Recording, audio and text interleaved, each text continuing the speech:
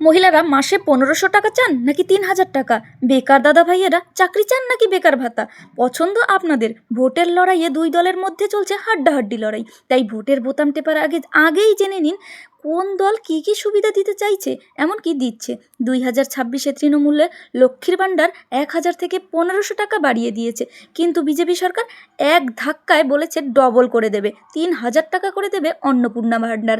সেই সঙ্গে বিজেপি সরকার চাকরির কথাও বলেছেন, এমনকি মহিলাদের বিনামূল্যে যাতায়াতের সুবিধা রয়েছে। সঙ্গে গর্ভবতী মায়েদের জন্য 21,000 টাকা করে আর্থিক সহায়তার কথা বলেছেন বিজেপি সরকার।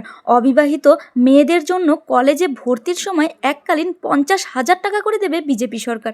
দাঁড়ান আরও আছে। এই যে তৃণমূল সরকার যেমন কন্যাশ্রী প্রকল্পে 25,000 টাকা করে দেয়, বিজেপি সরকার একেবারে ডবল 50,000 টাকা করে দেবে।